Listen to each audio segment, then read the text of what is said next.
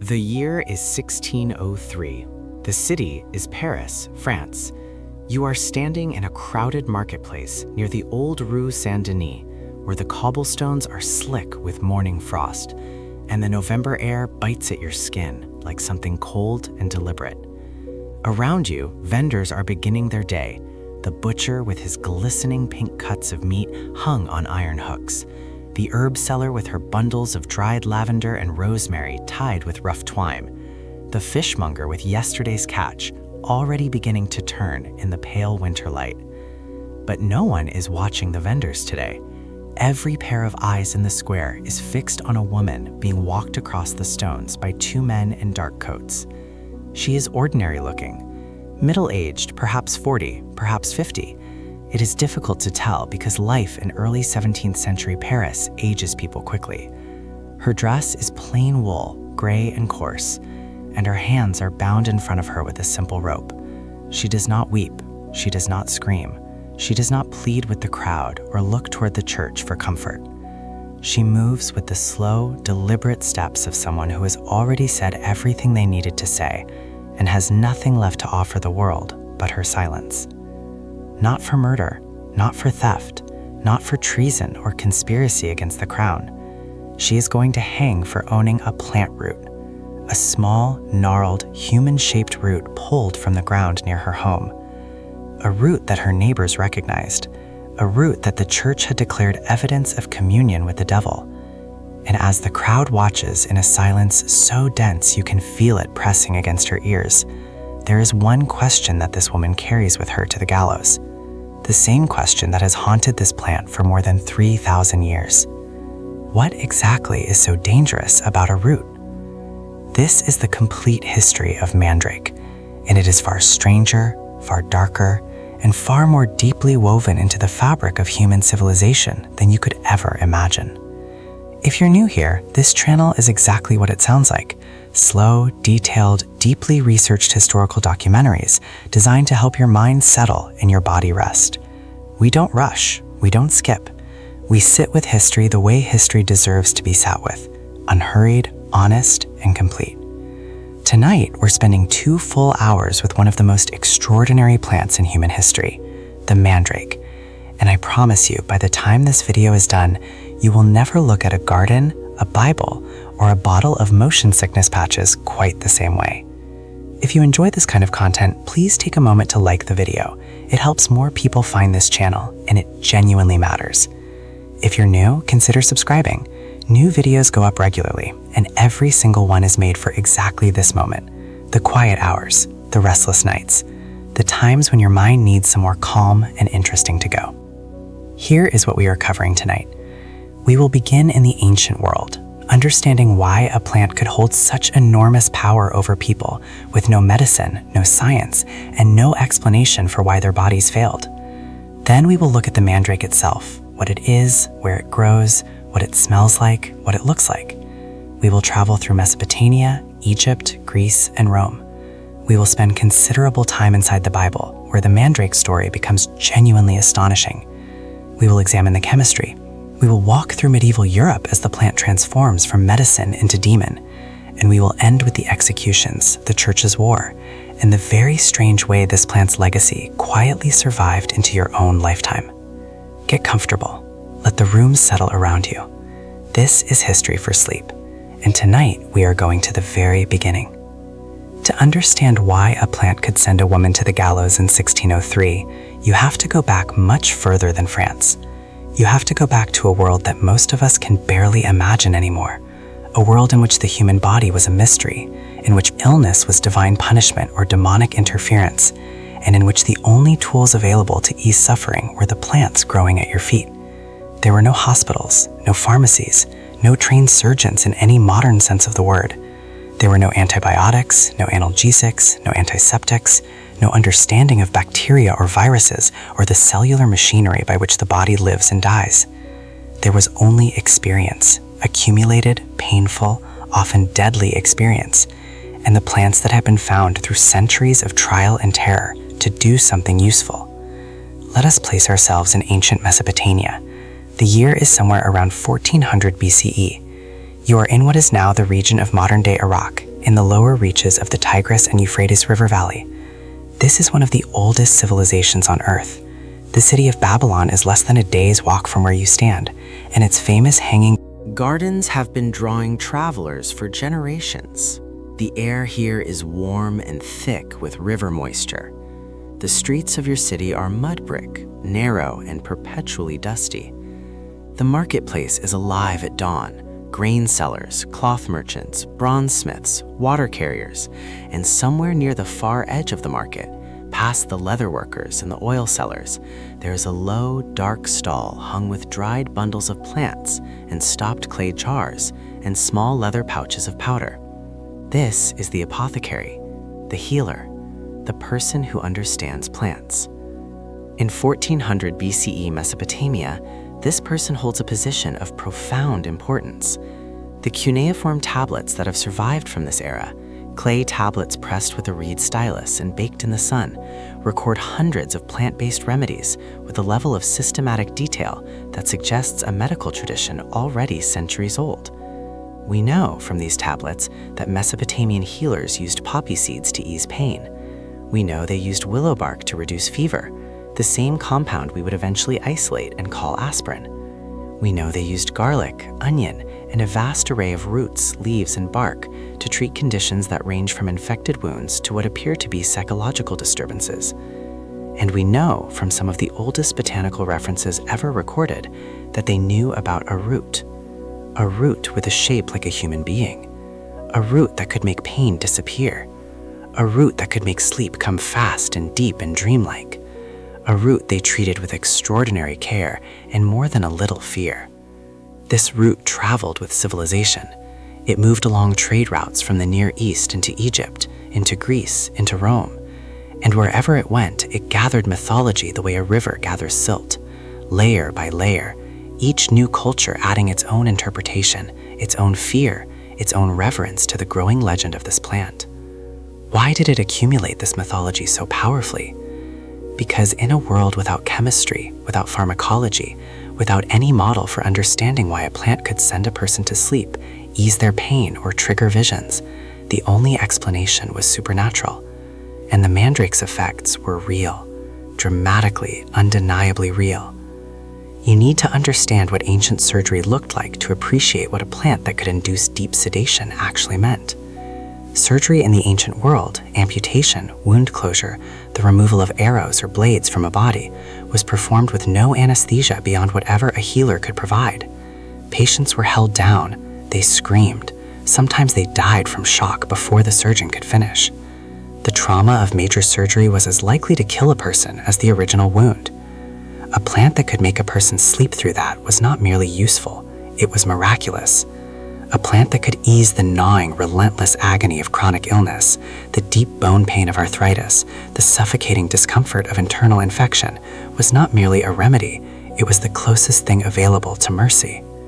And a plant that, in slightly larger doses, could cause hallucinations so vivid and so complete that the person experiencing them genuinely believed they had traveled to another realm. That plant was something else entirely. That plant was a doorway. You can trace the path of the mandrake through human civilization the way you can trace a river, by following what it left behind. The ruins of ancient Mesopotamia contain its botanical records. The tombs of ancient Egypt contain its dried remains. The libraries of ancient Greece contain detailed descriptions of its properties and its rituals. The manuscripts of medieval Europe contain its image, hand-drawn, carefully labeled, surrounded by warnings and instructions and terrifying footnotes. And the Bible contains its name, twice. But before we get to any of that, before we get to the executions and the witchcraft and the CIA experiments and the motion sickness patches in your medicine cabinet, we need to meet the plant itself, because everything that follows flows from the thing itself, the root in the ground, the shape of it, the smell of it, the way it looks when you pull it free. Its scientific name is Mandragora officinarum. It belongs to the Solanaceae family, which is to say the nightshade family. If that name does not immediately tell you something, consider what else belongs to that family. Belladonna, henbane, jimsonweed, tobacco, tomatoes and potatoes in their milder forms, and the mandrake itself, perhaps the most potent, the most storied, the most mythologized member of one of the most pharmacologically powerful plant families in the natural world. There are 6 recognized species of Mandragora. They grew primarily across southern Europe, the Middle East, and northern Africa, precisely the same geographic footprint as the ancient civilizations that built the Western world. The region stretching from the Levant coast of modern-day Israel and Lebanon, across Turkey and Greece and the Italian peninsula, down into North Africa and across into Spain. This is the territory of the mandrake. The same soil that produced the Bible, the Iliad, the Roman Empire, and the foundations of Western medicine also produced this plant. They grew up together, the mandrake and civilization. They shaped each other. The 2 most commonly encountered species are Mandragora officinarum, which blooms in early spring with pale green-white flowers, and Mandragora autumnalis, which flowers in the autumn with a deeper violet-blue bloom. Both species grow as stemless perennial plants, meaning they have no above-ground trunk or stem.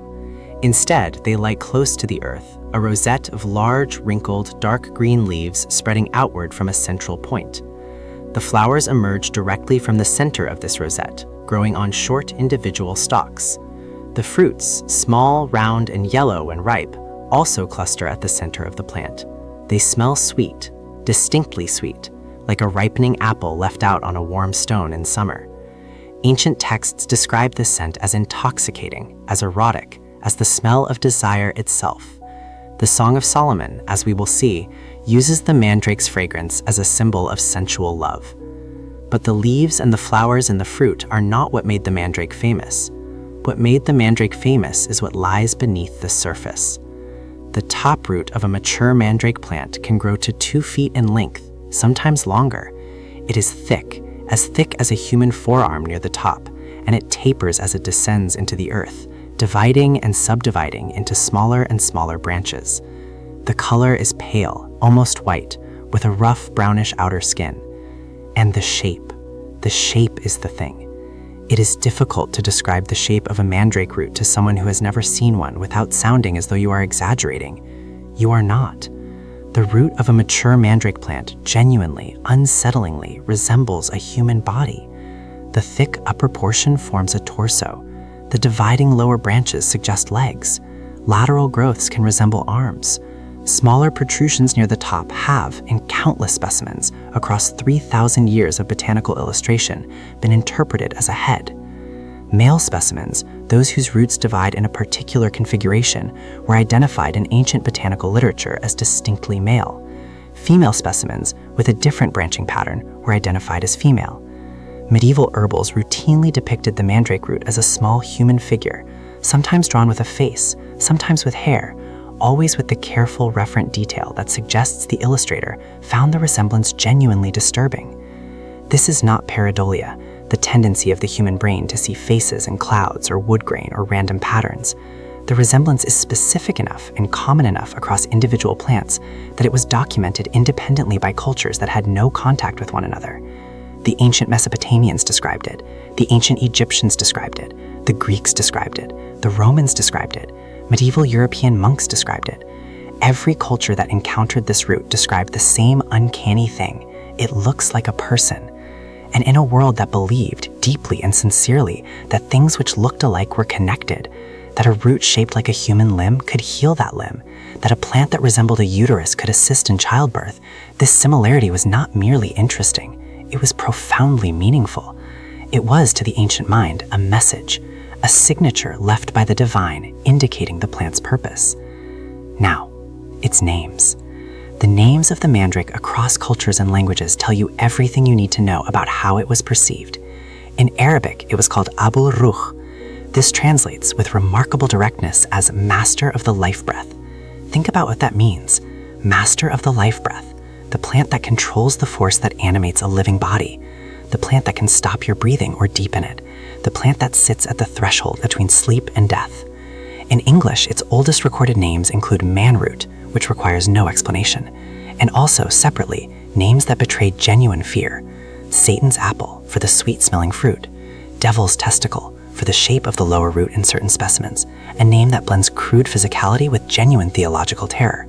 Circe's plant, after the Greek sorceress who used it in her most dangerous magic, and in some regions of medieval Britain, simply the gallows plant, because of the belief, which we will discuss in detail later, that it grew only beneath the bodies of hanged men, fed by what fell from them in death.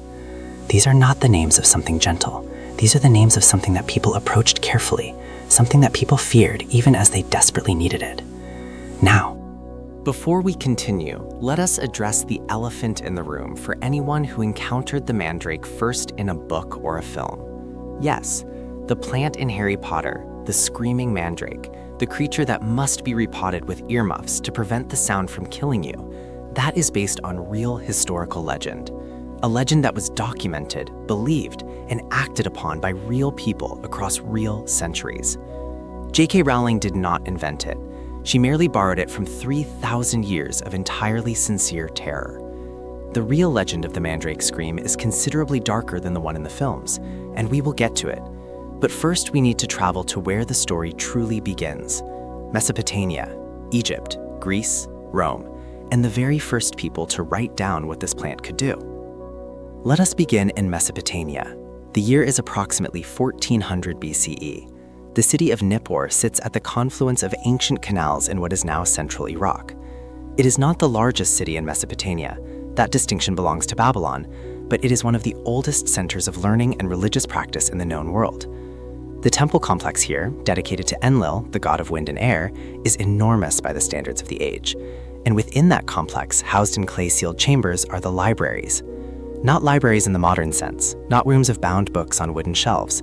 These are storerooms packed with clay tablets, thousands of them stacked in neat rows, each one pressed with tiny wedge-shaped marks that constitute the world's oldest writing, cuneiform, the language pressed into wet clay and baked in the sun until it could survive for millennia. Among these tablets are records of botanical remedies, medical prescriptions, texts describing which plants to combine, in which quantities, administered in which ways, for the treatment of which conditions. And among these records, and inscriptions that have been dated to the 14th century BCE, making them among the oldest botanical texts in human history, there are references to a root with psychoactive properties, a root that the scribes of Nippur approached with a combination of medical interest and what can only be called cautious reverence. This is the oldest surviving written record of the mandrake. It was already old when someone pressed its name into clay in 1400 BCE. It had already been used, traded, feared, and cultivated for centuries before that. The written record is just the point at which the history becomes legible to us. From Mesopotamia, the mandrake story moves west and south into Egypt. Ancient Egypt had a sophisticated medical tradition, documented in several papyri that have survived to the modern era. The Ebers Papyrus, written around 1550 BCE and now housed in the University of Leipzig, contains over 700 medical prescriptions and represents one of the most complete records of ancient Egyptian medicine in existence. It documents the use of plants with sedative and analgesic properties for surgical procedures. The mandrake appears in Egyptian context not just as a medical tool, but as a ritual one. Dried mandrake fruits have been found in Egyptian tombs, placed among the offerings for the deceased. The sweet-smelling yellow fruit, with its associations with love and desire, was considered appropriate company for the dead on their journey to the afterlife. This tells us something important. By the time the Ebers Papyrus was written, 1550 BCE, the mandrake was already so established in Egyptian culture that it was integrated into burial practice. It was not a curiosity or a novelty. It was a familiar presence with established symbolic meaning, woven into the deepest rituals of one of the most sophisticated civilizations on Earth. The Greeks, as they did with most things they encountered, subjected the mandrake to serious intellectual scrutiny. The philosopher and botanist Theophrastus, who lived from approximately 371 to 287 BCE, and who is widely regarded as the father of botany, wrote about the mandrake in his landmark work, Historia Plantarum, The History of Plants. This text represents one of the first systematic attempts to classify and describe the plant world using observation and reason rather than pure mythology. Theophrastus noted the mandrake's human-shaped root. He documented its use as an aphrodisiac and as a sedative. He also, in a passage that reveals the tension between emerging rational thought and deep-rooted folk belief, described the elaborate rituals that herbalists of his time performed when harvesting the root. He noted that practitioners drew 3 circles around the plant with a sword before cutting it. He noted the requirement that the collector face west while cutting. He noted the dancing and the incantations and the specific prayers. And then Theophrastus, one of the most rational men of his age, wrote that he believed some of these rituals were probably unnecessary. Probably, not certainly. Even Theophrastus was not entirely comfortable dismissing them. The Greek physician Dioscorides, who lived from approximately 40 to 90 CE, was more systematic. His 5-volume work, Materia Medica, an encyclopedic description of hundreds of medicinal substances and their uses, would become the standard medical reference text in Europe for the next 1,500 years. Not an exaggeration. Physicians in medieval Europe were still consulting Dioscorides as an authority in the 1500s. Dioscorides described the mandrake in careful detail. He identified its anatomy, the root, the leaves, the flower, the fruit. He described its medical uses with clinical precision. He noted its effectiveness as a sedative and as an anesthetic. And in a passage that would echo through medical history, he described a specific preparation, mandrake root steeped in wine, that could be given to a patient before surgery to render them unconscious. He noted that the correct dosage was a wine cup. He noted that exceeding the dosage could kill the patient. He noted that the plant's potency varied depending on where it was grown, how old the root was, and what time of year it was harvested. This is not myth or magic. This is clinical documentation. This is a physician, nearly 2,000 years ago, describing what amounts to a general anesthetic, noting its efficacy, its risks, and the factors that affected its potency, with the same analytical care that a modern pharmacologist might apply to a clinical drug trial. The preparation he described, mandrake root in wine, was widely used. Roman surgeons performing battlefield amputations and wound closures during the empire's endless military campaigns used mandrake preparations to sedate their patients. The historian Pliny the Elder, writing in the 1st century CE, described surgeons having patients smell freshly cut mandrake root before operations, the vapors alone being sufficient to induce a dulling of sensation and a heaviness in the limbs. Let us picture that for a moment. A Roman military field hospital. The year is, let us say, 70 CE. The Roman legions are in the middle of the Judean campaign that will end with the destruction of the Second Temple in Jerusalem. The medical tent is made of leather and rough linen. It smells of blood and vinegar. Vinegar was used as a disinfectant, though no one understood precisely why. A soldier with a shattered leg is carried in by 2 of his comrades. The surgeon, a Greek freedman whose name we do not know, examines the wound with practiced hands. The bone is broken through. The leg cannot be saved. He prepares the mandrake wine. He measures it carefully. Experience has taught him the difference between the dose that sedates and the dose that kills. The soldier drinks. Within perhaps 30 minutes, his eyes glaze. His breathing deepens and slows. The tension in his body eases. He is not unconscious in the modern surgical sense. Mandrake anesthesia did not produce the complete, controlled unconsciousness of modern general anesthesia, but he is somewhere far from the agony of what is about to happen. The surgeon begins. This was the mandrake's most honest, most measurable, most verifiably real contribution to ancient medicine.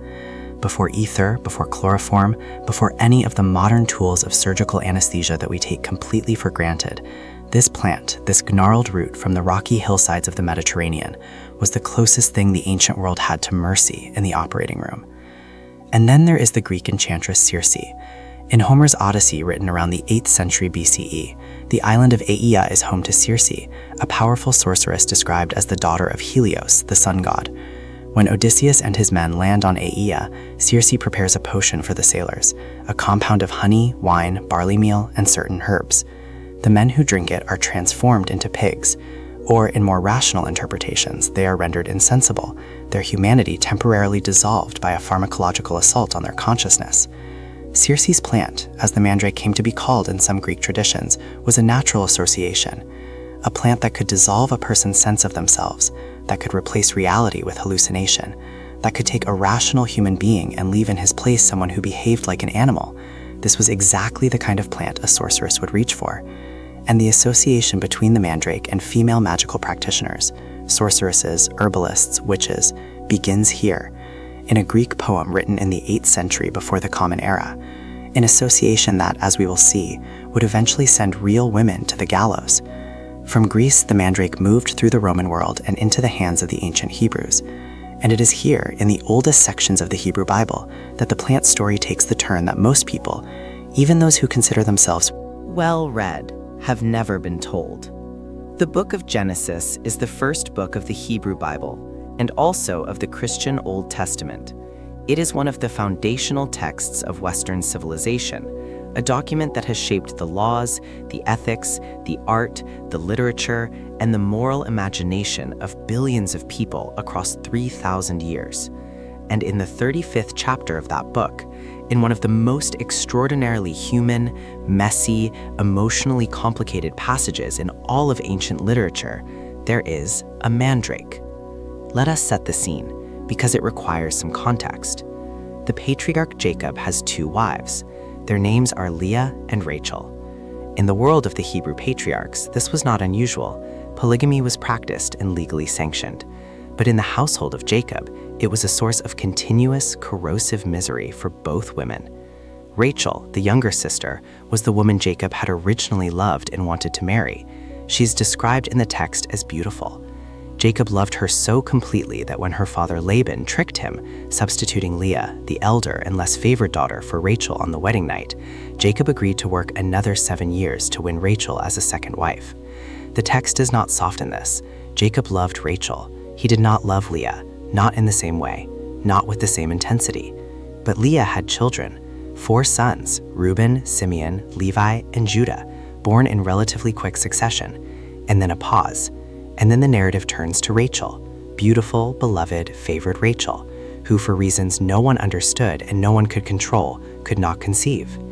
Infertility in the ancient world was not simply a personal tragedy, it was a theological statement. A woman who could not bear children was a woman from whom God had withheld blessing. It was public, it was shameful, and it was entirely beyond the control of the woman experiencing it. Now, it is the season of the wheat harvest. Reuben, Leah's eldest son, who would have been a young boy at this point, goes out into the fields, and he finds something. The Hebrew word used in the text is dudaim. Translators and scholars have debated this word for centuries, but the near-universal scholarly consensus is that dudaim refers to the mandrake plant, specifically its yellow fruits, which ripen around the time of the wheat harvest. The word itself carries connotations of love and desire. Some scholars suggest it is etymologically connected to the Hebrew root for beloved or loved. Reuben brings the mandrakes to his mother, Leah, and Rachel somehow finds out. What follows is one of the most startlingly human exchanges in all of Scripture. Rachel goes to her sister and asks for the mandrakes. Leah's response is sharp and bitter and entirely understandable from a human perspective. Is it not enough that you have taken my husband? Will you take my son's mandrakes too? There is so much in that question. There is years of pain. There is a woman who has borne 4 sons for a husband who would rather be elsewhere. There is a woman who knows that no matter how many children she produces, the man in her tent will always be thinking of her sister. And now this same sister wants the one thing Reuben brought her, the small, sweet-smelling fruit that every woman in the ancient Near East knew was associated with fertility and desire. Rachel makes a deal. She will trade a night with Jacob to Leah. In exchange, she gets the mandrakes. Read that again slowly. Rachel, the beloved wife, the woman Jacob worked 14 years to marry, trades a night with her own husband to her sister in exchange for a plant root. This is the measure of her desperation. This is how much she believed in the power of the mandrake. And the text, without commentary, without moral judgment, simply records what happens. Leah conceived again that night. She will go on to have 2 more sons and a daughter. Rachel keeps the mandrakes. And then, sometime later, the text is not specific about how much time, God remembered Rachel. The word used is significant in the Hebrew tradition. God opened her womb. She conceived. She bore a son. She named him Joseph. The text does not say the mandrakes caused the pregnancy. It attributes the conception explicitly to divine intervention. But the sequence of events, the mandrakes followed by the pregnancy, was not lost on ancient readers, nor was it lost on the women who read this passage for the next 3,000 years, desperate and willing to believe that what worked for Rachel might work for them. The second mention of the mandrake in the Bible occurs in the Song of Solomon, or the Song of Songs as it is known in the Hebrew tradition. This book is unique in the biblical canon. It is explicitly erotic. It is a series of love poems, passionate, physical, sensory, describing desire between 2 people with a directness that has made scholars and theologians uncomfortable for millennia. And in the 7th chapter, 13th verse, the female voice in the poem says, "The mandrakes give a fragrance, and over our doors are all choice fruits, both new and old, which I have stored up for you, my beloved." The mandrakes here are part of the landscape of desire. Their fragrance, the sweet, apple-like scent of the yellow fruit, is placed alongside other sensory pleasures as an offering of love. The mandrake is not dangerous here. It is not sinister. It is the smell of wanting someone, now. These 2 passages, Genesis and the Song of Solomon, establish something extraordinarily important. The Bible does not condemn the mandrake. It does not warn against it. It does not treat it as a demonic or forbidden substance. It treats it as what the ancient Hebrews clearly understood it to be, a plant with real properties, a fertility aid, an aphrodisiac, something that real women in real desperation sought and used and traded things of enormous value to obtain. This is the Bible's hidden relationship with the mandrake. It is not hidden because the text conceals it. The text is plain. It is hidden because for most of Christian history, the church found the implications uncomfortable and quietly steered its congregation's attention elsewhere. Because the problem was not what the Bible said about the mandrake. The problem was what the church later decided the mandrake was. The shift began subtly. As Christianity spread through the Roman Empire and into medieval Europe, and as the church consolidated its authority over daily life, medicine, cosmology, and morality, the interpretation of the natural world became a theological matter. Plants were not merely botanical subjects. They were either aligned with the divine or aligned with the demonic. And the mandrake, with its human shape, its mind-altering properties, its ancient association with sorceresses and magic, began to accumulate a very different kind of theological weight. In the middle of the 12th century, a Benedictine abbess named Hildegard von Bingen, one of the most remarkable intellectual figures of the medieval world, wrote extensively about the natural world. Her work, Physica, is an encyclopedic description of plants, stones, animals, and their relationships to human health. Hildegard was deeply learned, genuinely observant, and considered by her contemporaries and by later historians to be a person of extraordinary spiritual authority. And she wrote about the mandrake. She wrote, "The mandrake takes on and holds the influence of the devil more than other herbs because of its similarity to a human, and so it tempts a person toward various deceptions." Read that carefully. Hildegard did not say the mandrake was merely dangerous, or merely powerful, or merely difficult to use correctly. She said it held the influence of the devil because it looked like a person. This is the pivot point. This is where the mandrake transitions in the Western imagination from an extraordinary and complex medicinal plant to a demonic object. And once that association was established and amplified through sermons, through popular legend, through the growing machinery of church authority in medieval Europe, it would take on a momentum of its own. And then came the trial of Joan of Arc. The year is 1431. The location is Rouen in Normandy. The defendant is a 19-year-old peasant girl from the village of Domrée who claims she hears the voices of saints and who by any measure has done extraordinary things.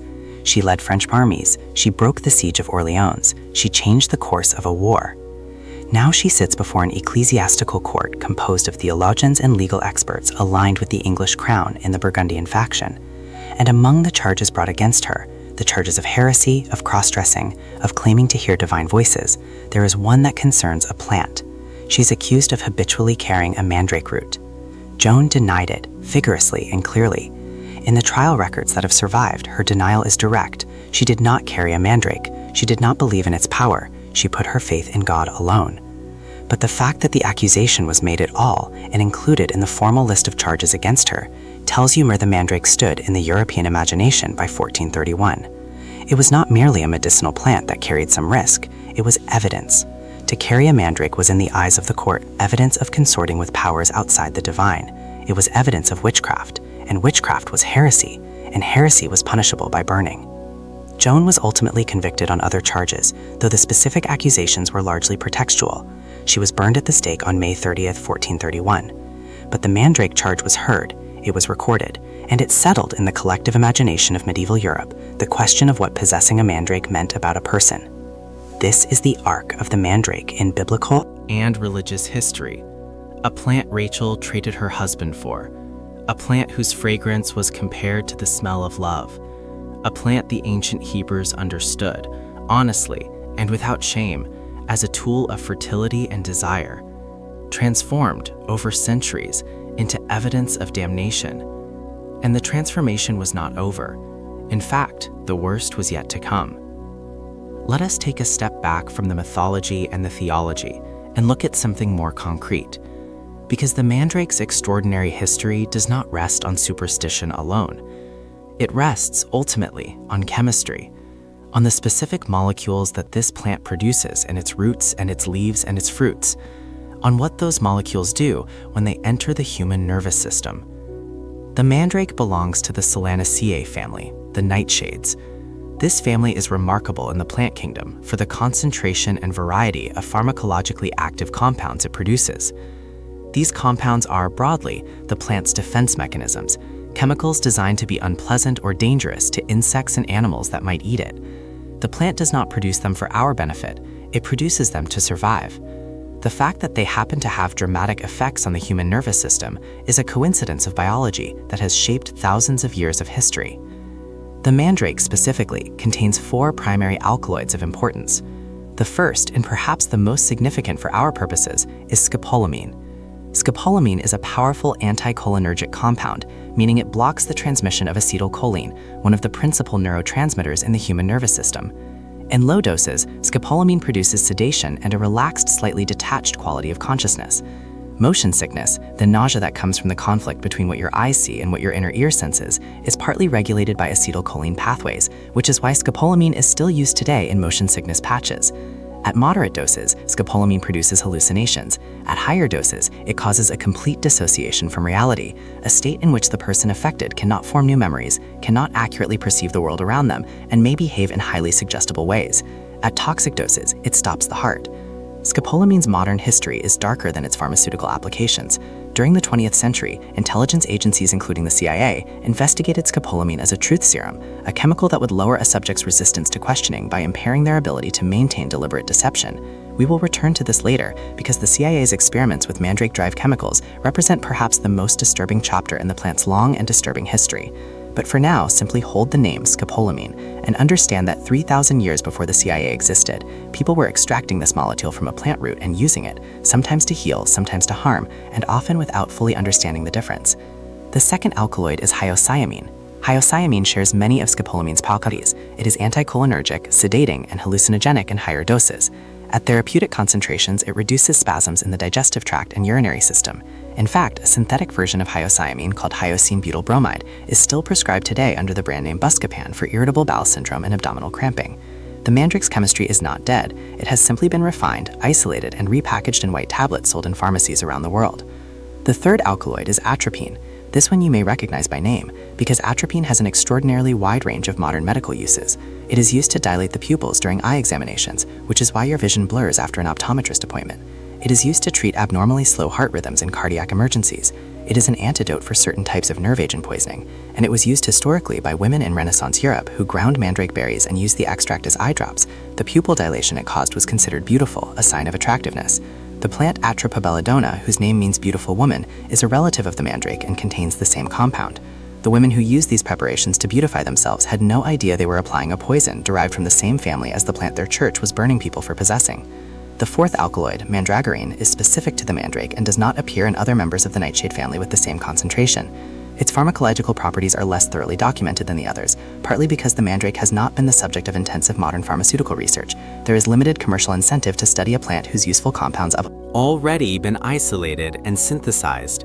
But from the historical record, mandragorinine appears to be an intensely narcotic compound, contributing to the deep, death-like sleep that ancient accounts consistently describe as one of the mandrake's most dramatic effects.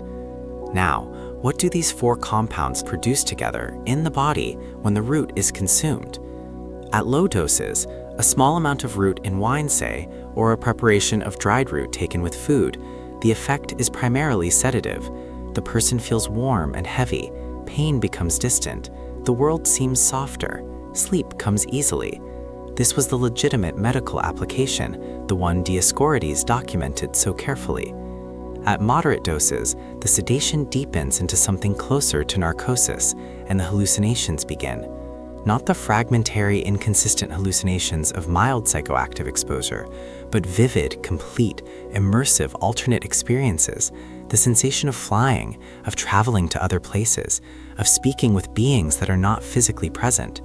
The ancient Greek belief that the mandrake was a doorway to the divine was not based on nothing. It was based on the testimony of people who had eaten it and experienced what their only available framework, the supernatural, allowed them to describe. the hallucinations produced by anticholinergic compounds like scopolamine and hyoscyamine are categorically different from those produced by the classical psychedelics like psilocybin or LSD. With classical psychedelics, the person experiencing the hallucination typically knows, on some level, that what they are seeing is not real. There is a quality of unreality to the experience that remains accessible to them. With anticholinergic hallucinogens, that distinction disappears entirely. The hallucinations are indistinguishable from reality. People who have experienced accidental poisoning from plants in the nightshade family consistently describe the experience not as a trip, but as an episode of genuine madness, a period during which they lived completely and without reservation in a world that did not exist. At high doses, an amount that varied depending on the age of the root, the species, the growing conditions, and the individual constitution of the person consuming it, the mandrake killed. Respiratory depression, cardiac arrest. The transition from medicine to poison was not a large step, and the inability to reliably predict where that line fell was ultimately the reason mandrake preparation declined as a medical tool once more predictable alternatives became available. Now, let us address what is perhaps the darkest chapter in the chemistry of the mandrake's legacy. The year is 1953. The Cold War is settling into its long, grinding pattern of ideological confrontation, proxy wars, and intelligence operations conducted in the shadows of Allied and enemy capitals. The United States intelligence community, operating under the authority of the CIA, launches a covert research program that will later become notorious as one of the most deeply unethical programs in the history of American government. The program's stated goal was to develop methods of psychological manipulation that could be used against enemy agents, to find chemical substances that would lower a subject's resistance to interrogation, create confusion or amnesia in enemy operatives, and potentially allow the intelligence community to extract information from unwilling subjects. The program ran for 20 years, from 1953 to 1973. It used American and Canadian subjects as test subjects, most of whom were never informed they were being experimented upon. It employed academic researchers, military personnel, and private contractors, and it investigated dozens of chemical substances. Among the compounds tested was scopolamine, the same molecule that the mandrake root had been delivering into the human nervous system for 3,000 years. The CIA's interest in scopolamine as a truth serum was not new. American and British intelligence services had experimented with scopolamine as a potential interrogation aid as early as the 1920s. The idea was based on the compound's ability to impair the formation of deliberate deception by disrupting the normal functioning of the prefrontal cortex. The results ultimately were not what the CIA had hoped. Scopolamine did reduce inhibition and impair normal cognitive function, but it also produced hallucinations, confusion, and unreliable responses. Subjects under its influence were as likely to say something entirely fabricated as to reveal genuine information. The molecule that ancient Greek surgeons used to put their patients to sleep before surgery was, it turned out, not a particularly useful interrogation tool. But the connection remains. The same plant that Rachel bargained for in the fields of Canaan, the same plant that Dioscorides documented in his pharmacopeia, the same plant that Hildegard von Bingen called the devil. Instrument. The same plant that women were hanged for possessing in 17th-century France. Its primary active compound was, in the middle of the 20th century, being injected into unwitting American citizens in the laboratories of one of the world's most powerful intelligence agencies. The mandrake has never been innocent. It has never been simple. It has always been exactly what its most ancient name promised, the master of the life breath. We are now in the Middle Ages, the period stretching roughly from the 5th century CE, the fall of the Western Roman Empire, to the 15th century, the beginning of the Renaissance. Approximately 1,000 years in which the mandrake underwent perhaps its most dramatic transformation. In the ancient world, the mandrake was understood as extraordinary but explicable, dangerous but medicinal, sacred but not demonic. In medieval Europe, that balance collapsed entirely. The mandrake became something else. To understand why, you have to understand the intellectual framework that governed educated and uneducated European thought for most of this period. The Catholic Church was not merely a religious institution, it was the organizing principle of European civilization. It maintained the schools, the libraries, the legal systems, and the courts. It defined the moral and cosmological framework within which all other knowledge was understood. And its framework was above all binary. Everything in the world was either aligned with God or aligned with the devil. Everything, plants included. This framework was not invented maliciously. It grew from a sincere attempt to make theological sense of the world, to explain why some things healed and some things harmed, why some experiences felt divine and some felt degrading, why the natural world contained both beauty and horror. The binary of God and devil was, for the medieval European mind, the most coherent available explanation for all of it. And the mandrake, with its human shape, its mind-dissolving properties, its ancient association with sorceresses, and its ability to produce experiences indistinguishable from supernatural visitation, the mandrake slotted almost perfectly into the demonic side of that binary. Let us begin with the legend that defined the mandrake's medieval reputation above all others. The belief, documented, repeated, and apparently sincerely held across a wide range of medieval European cultures, was that the mandrake was not merely a plant, it was a living being, something between a plant and a person, something between the natural world and the supernatural one. And when this being was pulled from the earth, separated from the soil in which it grew, in which it was, in some sense, alive, it emitted a sound, not a gentle sound, not a groan or a sigh, a full, bone-shattering, mind-destroying scream that, according to the legend, was immediately and certainly lethal. Anyone within earshot of the mandrake's scream would die. The sound itself was understood as a supernatural weapon, the expression of the plant's demonic essence, unleashed in the moment of its violation. Where did this legend come from? Scholars have proposed several origins. One theory connects it to the real sounds that can be produced when a large water-laden root is pulled from dense soil. The sucking, tearing sound of earth releasing a deeply embedded plant can, particularly at night or in an echoing ravine, produce an eerie, resonant sound. Another theory connects it to the effects of accidental mandrake poisoning during harvesting. A collector who ingested mandrake sap through a skin cut while handling the root might experience the auditory hallucinations characteristic of anticholinergic poisoning and could genuinely believe they heard the plant screaming. But whatever its origin, by the time Flavius Josephus, the first-century Jewish historian, was writing in 70 CE, the scream legend was already established enough to warrant a specific counter-protocol. Josephus described the method of safe harvesting in detail. You surround the plant, he wrote, you loosen the earth around it, you tie a cord to the root, and then you tie the other end of the cord to a dog. You move away to a safe distance, ears stopped with wax in some versions of the protocol, echoing the advice Odysseus gave his sailors when they passed the sirens. And then you call the dog to you. The dog, running towards its owner, pulls up the root. The mandrake screams. The dog dies. The human collector at a safe distance with plugged ears is unharmed. They walk to the dead dog, they pick up the root, they go home. This is not presented in ancient or medieval sources as metaphor. It is not an allegorical warning about the dangers of overindulgence. This is a practical instruction. This is the ancient equivalent of a safety data sheet. These instructions were documented and transmitted across cultures and centuries because people believed, genuinely and completely, that without them, the attempt to harvest a mandrake root would kill you. The most explicit medieval statement about the mandrake's demonic nature came from a person of considerable intellectual authority. Hildegard von Bingen, whom we have already met, was born in 1098 in the German Rhineland and died in 1179. She was the abbess of a Benedictine monastery. She composed music that is still performed today. She wrote theological treatises, visionary texts, and medical encyclopedias. She corresponded with popes, emperors, and the leading scholars of her age. She is, by any measure, one of the most important intellectual figures of the 12th century. And she wrote about the mandrake. The mandrake takes on and holds the influence of the devil more than other herbs because of its similarity to a human, and it is warm, something in the way of a human, and because of this, it tempts a person toward various kinds of deceptions. Note what she says. The mandrake holds the devil's influence more than other herbs because it looks like a person. The human shape of the root is not incidental to its demonic character, it is the reason for it. In Hildegard's theological framework, the devil targets the mandrake specifically because its resemblance to a human makes it a more effective tool of corruption.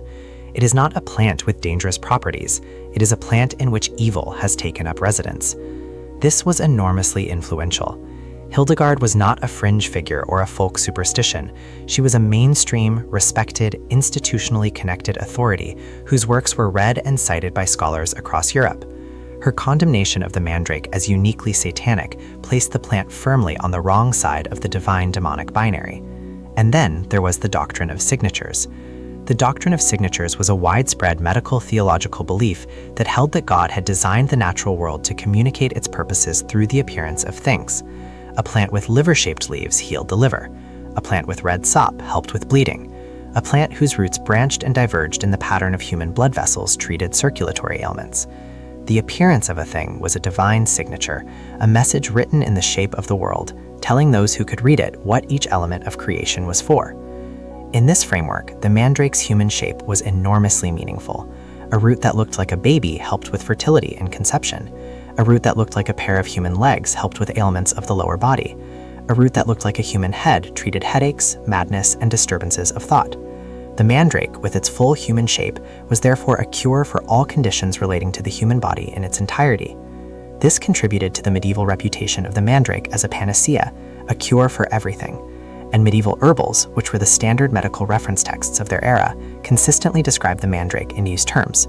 It cured infertility, it cured chronic pain, it cured madness, it cured fistulas, it cured fevers. There was almost no condition for which a medieval herbal did not recommend, in some section or another, a preparation involving mandrake. The result, predictably, was enormous demand. An enormous demand creates a specific kind of problem, specifically fraud. The black market in fake mandrakes that developed in medieval and early modern Europe was, by the standards of its time, a sophisticated operation. The most common substitute was bryony, a climbing plant with a large, pale root that, while not particularly mandrake-shaped in its natural state, was amenable to carving. Fraudsters would dig up a bryony root, carve it into a human shape, and then replant it in the ground. Over the next weeks and months, as the plant continued to grow, the carved surfaces would soften and scar over, obscuring the cut marks. When the root was eventually dug up and sold, it looked remarkably convincing. For added verisimilitude, some forgers inserted seeds, wheat or millet or grass, into the carved root before replanting. When the root was sold and the buyer soaked it in water to soften it for preparation, the seeds would sprout. The tiny green shoots that emerged from the root surface were sold as the mandrake's hair, evidence that the root was alive, that it was genuinely the real thing. William Turner, the 16th-century English botanist who published his landmark work, New Herbal, in 1568, and is considered the father of English botany, was furious about this.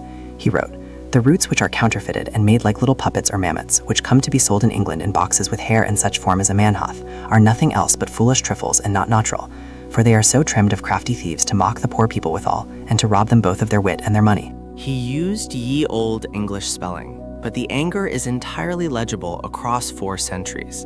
He is describing professional fraudsters selling fake mandrakes to desperate, vulnerable people, sick people, infertile people, people who were willing to pay significant sums for a root that they believed could cure what was wrong with them.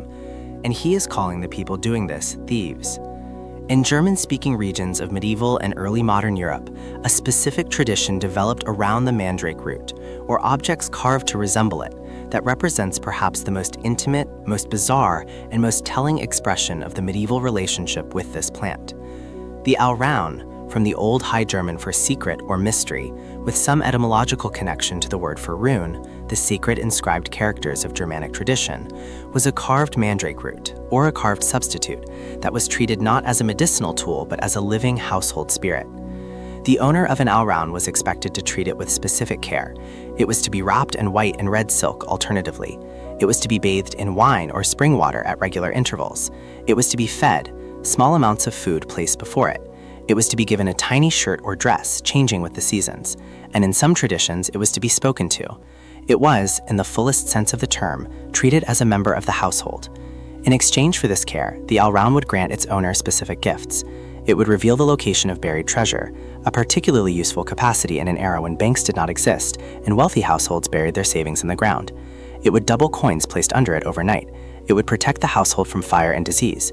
It would give its owner advance warning of approaching enemies. But the Alraun was not unconditionally generous. The relationship was transactional and in some tellings deeply dangerous. An Alraun that was neglected, not bathed, not fed, not properly dressed, would turn against its owner. Bad luck would follow, illness would come, and some accounts suggest that the Alraun, if sufficiently mistreated, would cause its owner's death. This is the mandrake in its most medieval European form, not a plant, not a medical tool, a household demon, a spirit in a root, an entity that required careful management and could be either an enormous asset or a catastrophic liability depending on how it was treated. And owning one, even a fake one, even a carved piece of bryony was, by the 16th century, increasingly dangerous for a very specific reason. By the 15th century, the equation had become very simple. To own a mandrake was to be suspected of witchcraft, and to be suspected of witchcraft in early modern Europe was to be in genuine serious danger of torture and death.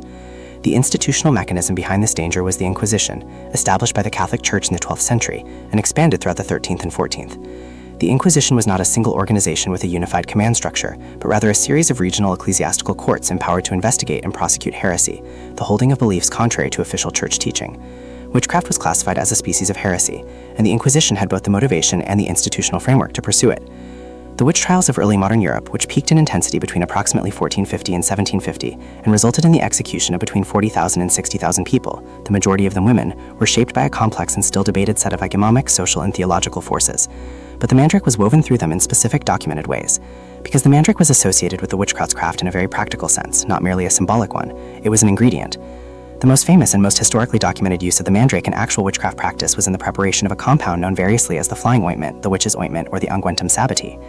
This was described in confessions extracted during witch trials across multiple countries and centuries, and also separately by natural philosophers and physicians of the early modern period who investigated the claims of accused witches with some intellectual seriousness. The flying ointment was, by the most consistent accounts, a fat-based preparation, usually made with animal fat, which acted as a carrier for its active components, into which various plant extracts were blended. The plant extracts most consistently mentioned are members of the nightshade family: belladonna, henbane, jimsonweed, and the mandrake. All of them are anticholinergic. All of them produce in moderate doses the hallucination of flight, the vivid, physically convincing sensation of moving through space at high speed, which the person experiencing it genuinely cannot distinguish from reality. The method of application, as described in the confessions, and as investigated, with notable open-mindedness, by certain 16th century physicians, was topical. The ointment was rubbed onto the skin. Some accounts specify that it was applied to areas where the skin was thinnest and the blood vessels most accessible: the armpits, the groin, the neck. Some accounts specify that it was applied to a broomstick or other wooden implement, which was then placed between the legs. The broomstick, that image.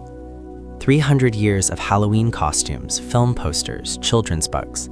And it traces back in historical documentation to the application of a psychoactive ointment to a wooden stick by women who were about to apply it to their bodies in the most efficient way possible. This is not romantic. This is not folkloric in the dismissive sense. It is the documented practice of women who understood, from long practical experience, the pharmacological properties of the plants around them, who knew that the nightshades could be absorbed through skin, who knew that fat-based preparations enhanced that absorption, and who used this knowledge for purposes that ranged from genuine spiritual practice to the simple human desire for altered experience. And these women were being killed for it. Let us be specific. Let us name the dates and the places, because the mandrake story is not abstract. The year is 1603. The place, as we began this video, is France.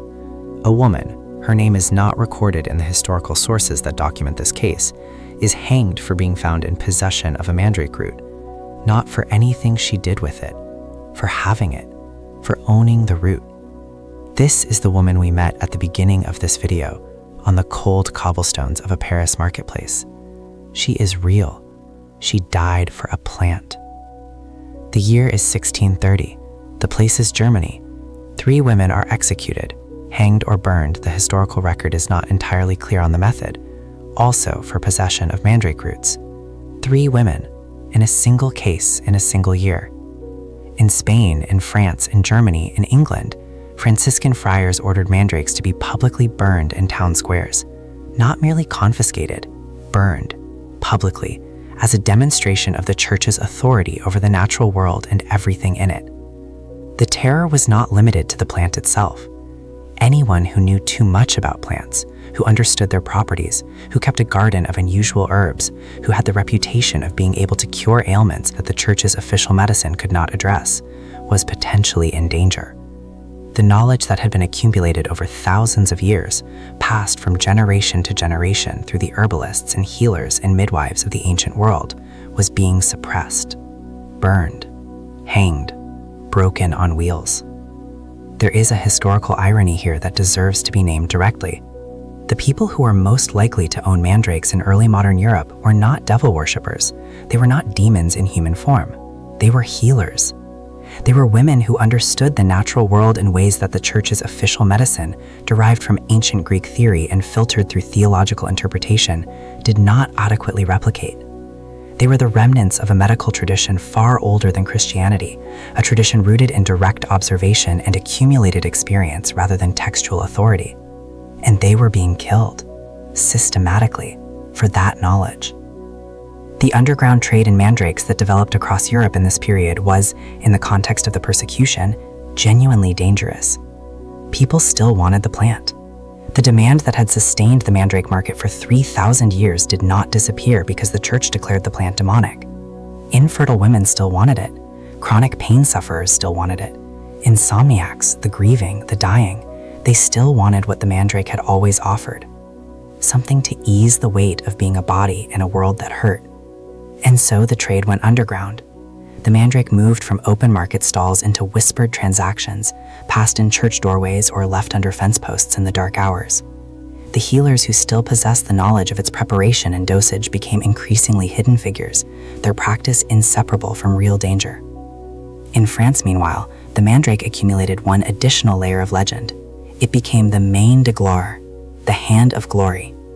In French folk tradition, the main de gloire, the phrase is thought to be a corruption of the Latin mandragora, filtered through centuries of oral transmission, was a powerful magical artifact.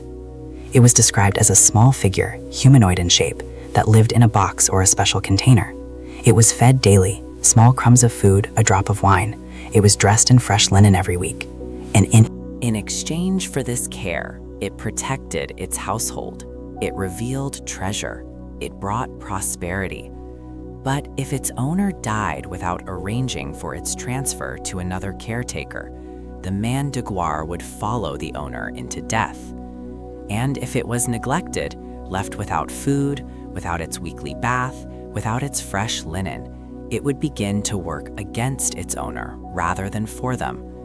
Bad luck first, then illness, then death. The main de gloire is the mandrake in its most domesticated, most intimate, most deeply integrated form.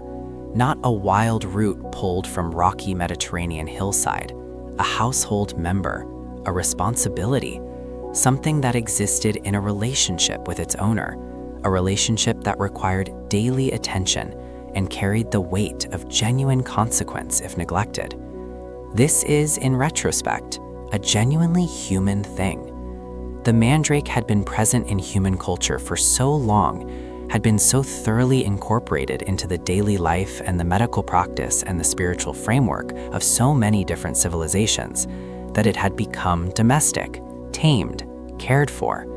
In the very period when the church was burning it in town squares and hanging women for owning it, other Europeans were feeding it breakfast and dressing it in clean linen.